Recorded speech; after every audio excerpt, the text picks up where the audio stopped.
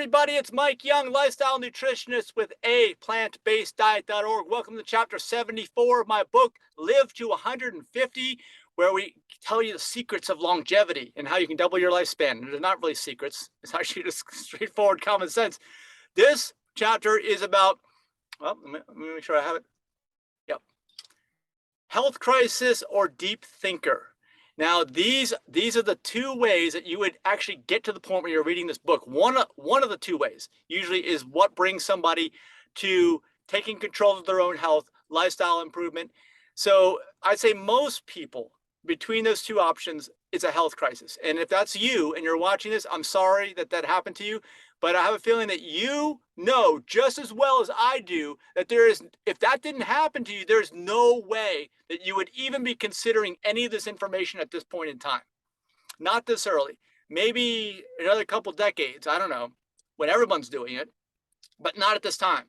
So it's a powerful motivator. You just have to determine what motivates you to stick with this lifestyle.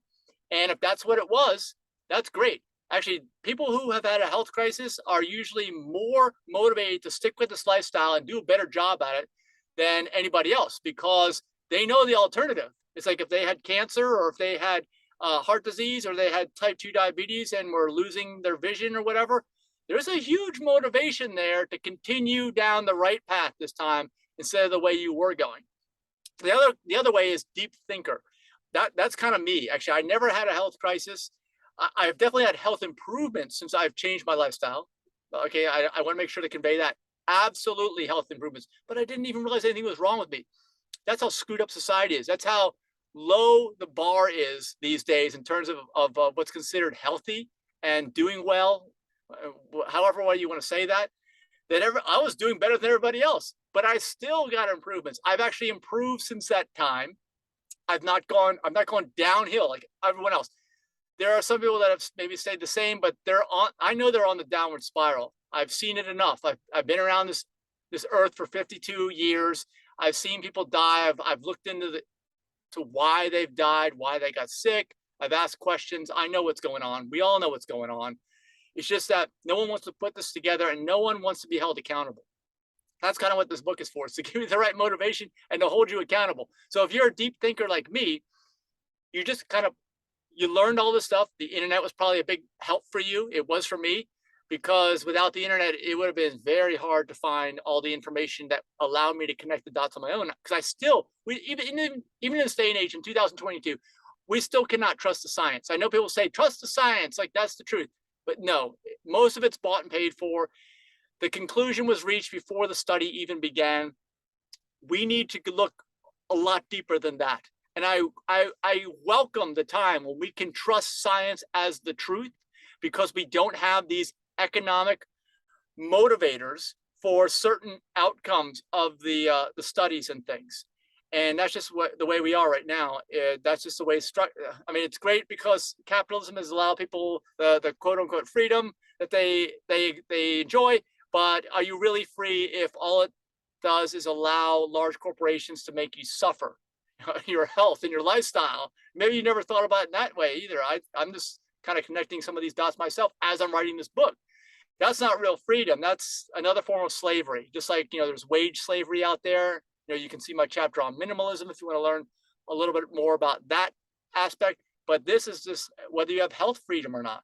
And you're not going to be able to obtain health freedom in a society where the information that's being spewed out to most people on a regular basis is just what the status quo wants you to hear so that they can continue doing what they're doing, which is raking in lots of money and keeping their economic lifestyle at very high levels. So, of course, minimalism is the exact opposite to that. And that's one of the effective responses to that. So which way are you? Let me know in the comments. Let me know below, because either way is valid. And maybe there's a third way that I don't know about, and I'd like to hear from you, but I'm pretty sure there's only two. And if you are a thinker like me, I'm curious, what brought you here? What was it that you heard somebody say or read somewhere or watched somewhere that got you thinking down that rabbit hole where you started to connect all the dots and put everything together about the particular lifestyle that humans are that they thrive on, basically, that optimizes their health. And if you had a health issue, if you don't mind, because I know HIPAA's out there and you never have to tell anybody what's wrong with you, including your spouse. But I just want, if you don't mind sharing, what happened to you health-wise that brought you to the state of increased motivation to the point where you started learning about this? And are you thankful for it? I hope you are. And I'm just, this is one of the reasons why I'm putting this out there. So if you fell into that category, actually share this video with someone else, please. Tag somebody. Just get the information out there, because we want to give people hope, and we want to have people enjoy life. And it's not like I know, because most of the word on the street is, oh, I don't want to do that because then I don't have any freedom. I'm just a slave to eating cardboard for the rest of my life and never doing anything fun. That's what society tells you. That's what the word on the street is. But like I said, the reality is, I believe that the mass of the people, the sheep, they are controlled and enslaved by the folks that are actually in charge, which are actually large corporations at this point in time. The status quo in large corporations, that's the way this economic system has been set up, to give them basically way too much political influence. That's why one of the reasons why the political system is so corrupt, so that they can legislate whatever they want to see and make sure that a lot of the information that might bring about change is not released in enough of a volume and regularity to influence people, because most people are sheeple. They will do what everyone else does. So as long as they can keep everybody in line, for the most part. I think I saw something online the other day. It was pretty funny. It was an example of sheeple, that someone went out to a field where sheep generally will walk at some point during the day from one field to the next, that's separated by a fence, all right? And then they go through, what they do is they open the gate, right? And then the sheep go through the gate to the other field. That was like a daily occurrence, I guess, with these sheep. So one day they did something different. Right around, I guess it was right around the same time of the day that they would open the gate and have the sheep go through.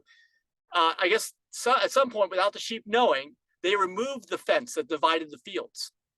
And still, the sheep stayed in their one field till that certain time of day when someone went over and opened the gate. And when they opened the gate, all the sheep went through the gate and didn't even try to go through that wide open area where the fence was removed. They didn't even notice that the fence was removed. They were so used to that routine and what they're supposed to do and what everyone else is doing. And that's kind of what I'm saying to you here.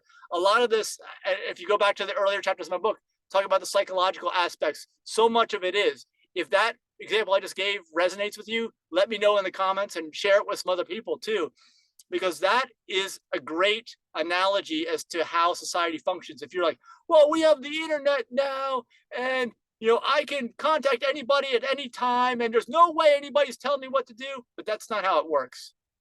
And that example that I just gave is, if you believe that something like that can happen, which it can, then you understand where we are in society right now. Now, things will change. It will get better. I'm an optimist, but it's going to take some time. And we're going to have to distribute this kind of information to people so that they can believe this and make some choices on their own. And like I talked about earlier in the book, you got to get out of your comfort zone. You got to be willing to do that. It's not the easiest choice. Being a sheep and going along with all the other ones, that's the easiest choice, but it's the least beneficial. It's the least fun long-term. I know that's hard to understand if you're new to this, but I guarantee you it is. It's the choice you want to make. You just don't know it. So thank you so much for watching. Give me a like if you got some value out of this chapter. And of course, subscribe so that you get notifications of the next chapter. We'll see you next chapter. Bye-bye.